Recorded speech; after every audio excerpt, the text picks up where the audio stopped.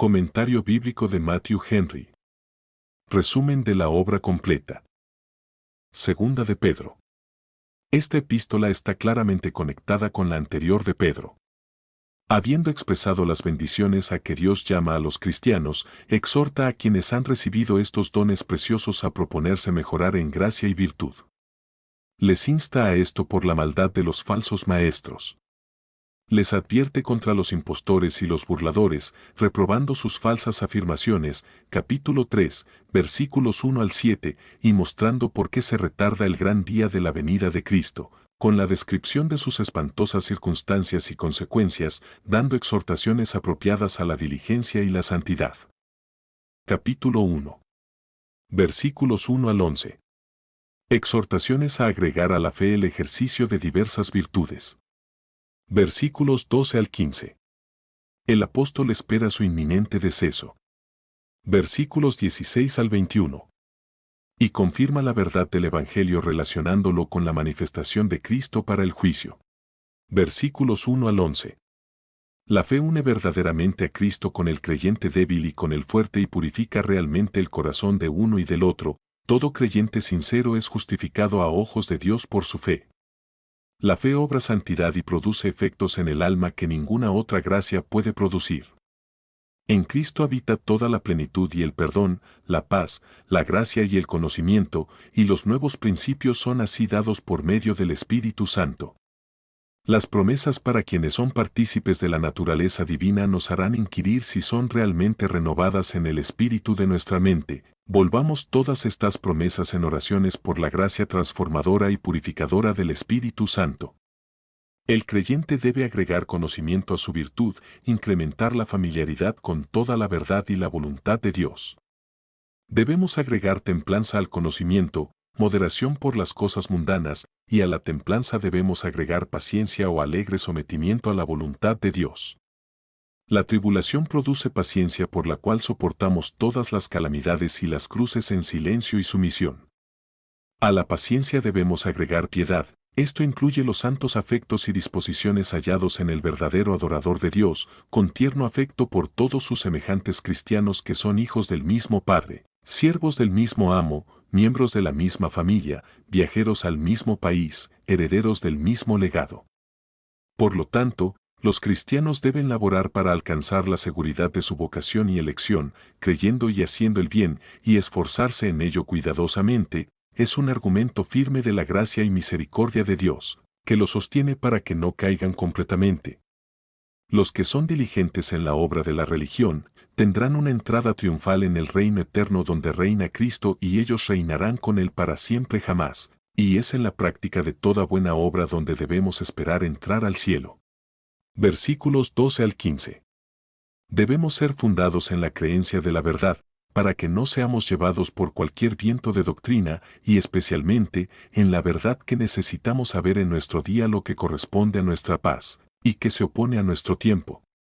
El cuerpo no es sino un tabernáculo o tienda del alma. Es una vivienda vil y móvil. La cercanía de la muerte hace diligente al apóstol en el negocio de la vida. Nada puede dar tanta compostura en la perspectiva o en la hora de la muerte como saber que seguimos fiel y sencillamente al Señor Jesús y buscamos su gloria. Los que temen al Señor hablan de su paciencia. Este es el modo de diseminar el conocimiento del Señor, y por la palabra escrita ellos son capacitados para hacer esto. Versículos 16 al 21. El Evangelio no es algo débil, pero llega con poder. Romanos 1, 16. La ley pone ante nosotros nuestro miserable estado por el pecado, pero nos deja ahí. Descubre nuestra enfermedad, pero no da a conocer la cura. Ver a Jesús crucificado es lo que sana el alma. Tratad de disuadir al mundano codicioso de su avaricia, unos gramos de oro pesan más que todas las razones. Ofreced quitar la ira con argumentos a un hombre furioso, que no tiene paciencia para oírlos. Tratad de detener al libertino, una sonrisa es más fuerte para él que toda razón. Pero llegad con el Evangelio y exhortadles con la preciosa sangre de Jesucristo, derramada para salvar sus almas del infierno, y para satisfacer sus pecados, y esta es la súplica poderosa que hace confesar a los hombres buenos que sus corazones ardían por dentro, y a los malos, como Agripa, decir que casi fueron persuadidos a ser cristianos. Hechos capítulo 26, verso 28. Dios se complace bien con Cristo y con nosotros en Él. Este es el Mesías que fue prometido, a través del cual todos los que creemos en Él seremos aceptados y salvados. La verdad y la realidad del Evangelio son también anunciadas por los profetas y escritores del Antiguo Testamento, que hablaron y escribieron bajo la influencia del Espíritu de Dios y conforme a su dirección. Qué firme y segura debe ser nuestra fe, que tiene una palabra tan firme y segura sobre la cual apoyarse. Cuando la luz de la Escritura el Espíritu Santo de Dios lanza como dardo a la mente ciega y al entendimiento entenebrecido, es como la aurora que irrumpe, avanza y se difunde por toda el alma hasta que el día es perfecto. Como la Escritura es la revelación de la mente y de la voluntad de Dios, todo hombre debe escudriñarla para entender su sentido y significado. El cristiano sabe que el libro es la palabra de Dios, en el cual saborea la dulzura, y siente el poder, y ve la gloria verdaderamente divina. Y las profecías ya cumplidas en la persona y salvación de Cristo, y en los grandes intereses de la Iglesia y el mundo, forman una prueba incuestionable de la verdad del cristianismo. El Espíritu Santo inspiró a hombres santos para hablar y escribir. Él asistió así y los dirigió para entregar lo que ellos habían recibido de Él, para que ellos expresaran claramente lo que daban a conocer. Así que las Escrituras son para ser contadas como las palabras del Espíritu Santo y toda la claridad y simpleza, todo el poder y toda la propiedad de las palabras y expresiones, vienen de Dios. Mezcle la fe con lo que encuentre en las Escrituras y estime y reverencie la Biblia como libro escrito por hombres santos enseñados por el Espíritu Santo. Capítulo 2. Versículos 1 al 9. Se advierte a los creyentes contra los falsos maestros y la certeza de su castigo se muestra con ejemplos. Versículos 10 al 16. Una descripción de los seductores como excesivamente malos. Versículos 17 al 22. Pero hacen elevadas pretensiones de libertad y pureza. Versículos 1 al 9. Aunque el camino del error es un camino dañino, muchos son los que siempre están listos para andar por él. Cuidémonos de no dar ocasión al enemigo para que blasfeme el santo nombre por el cual somos llamados o que hablen mal del camino de la salvación por Jesucristo, que es el camino, la verdad y la vida. Estos seductores usan palabras fingidas y engañan los corazones de sus seguidores. Los tales ya están condenados y la ira de Dios está sobre ellos. El método habitual de Dios para proceder se muestra con ejemplos. Los ángeles fueron derribados de toda su gloria y dignidad por su desobediencia. Si las criaturas pecan, aún en el cielo, deben sufrir en el infierno. El pecado es la obra de las tinieblas, y las tinieblas es la paga del pecado. Nótese cómo trató Dios al mundo antiguo. El número de ofensores no procura más favor que su calidad. Si el pecado es universal, el castigo se extenderá por igual a todos. Si en un terreno fértil la gente abunda en pecado, Dios puede volver de inmediato una tierra fértil en estéril y un país bien regado en cenizas. No hay planes ni políticos que puedan impedir los juicios para un pueblo pecador.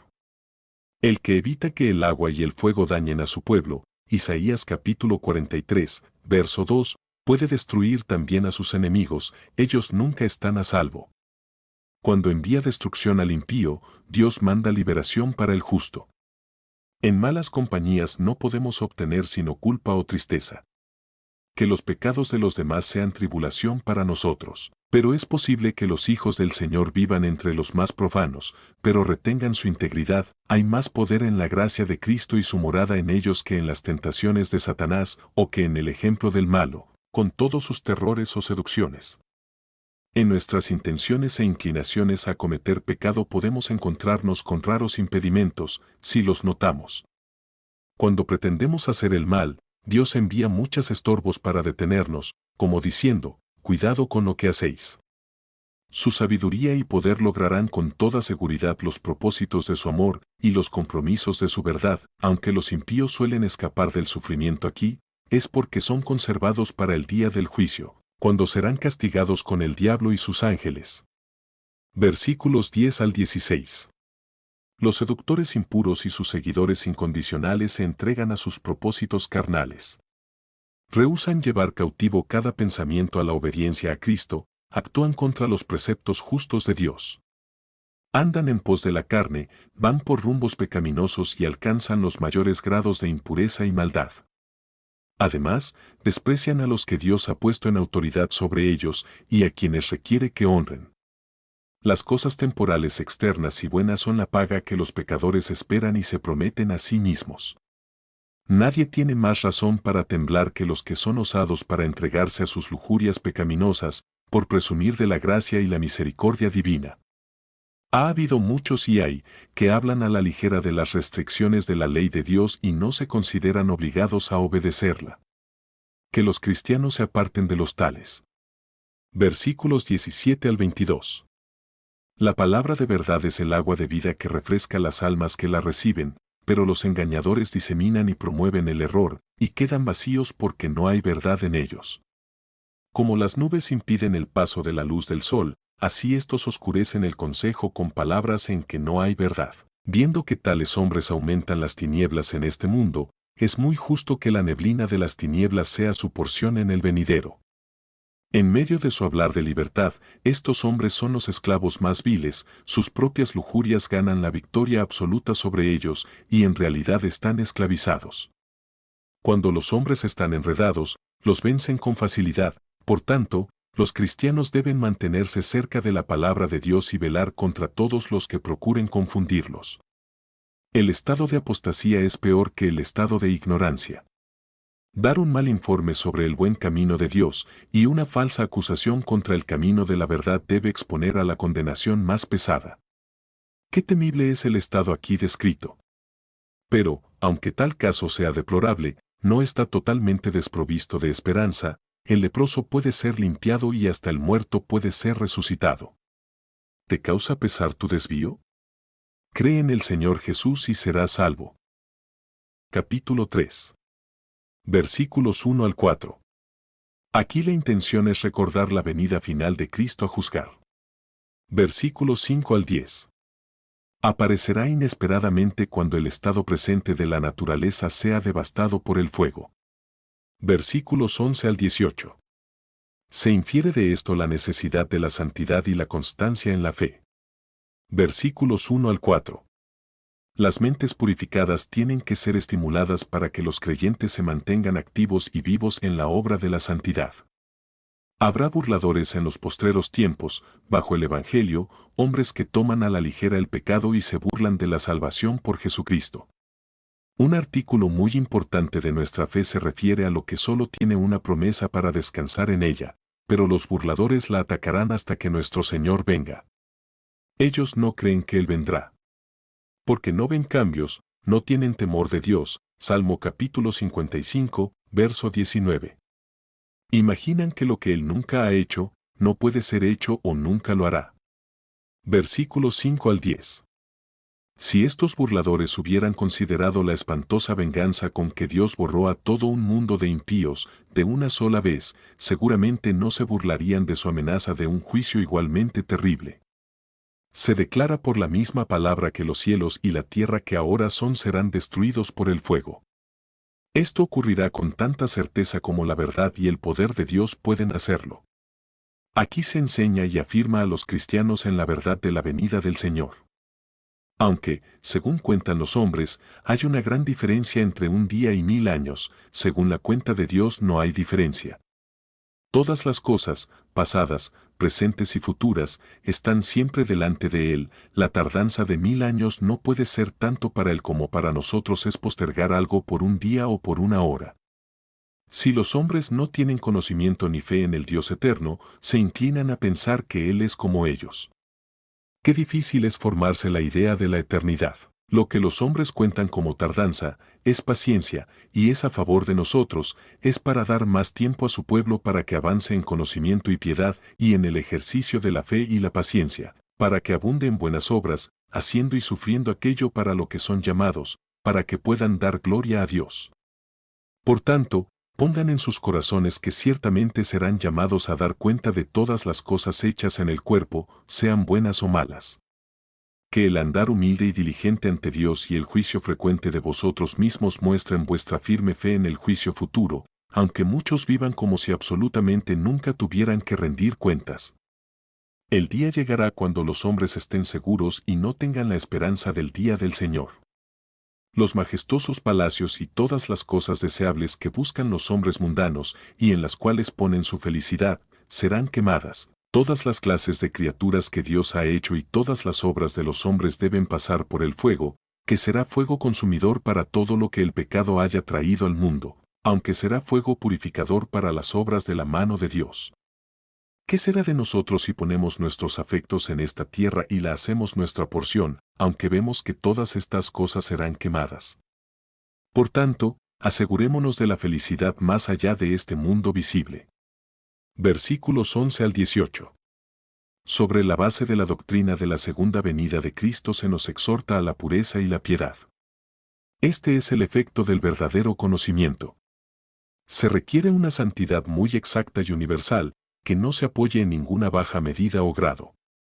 Los cristianos verdaderos esperan cielos nuevos y una nueva tierra, libres de la vanidad a la que están sujetas las cosas presentes y del pecado con que están contaminadas. Solo los vestidos con la justicia de Cristo y santificados por el Espíritu Santo serán admitidos para habitar en este santo lugar. No esperes ser hallado en paz en el día de Dios, si eres perezoso y estás ocioso en este tu día, en el cual debemos terminar la obra que se nos ha encomendado hacer. Solo el creyente diligente será cristiano feliz en el día del Señor. Nuestro Señor vendrá súbitamente, o dentro de muy poco nos llamará a su presencia, y nos va a hallar ociosos. Aprendamos a usar correctamente la paciencia de nuestro Señor que todavía tarda su venida. Hombres soberbios, carnales y corruptos tratan de eliminar algunas cosas en una aparente concordancia con sus impías doctrinas.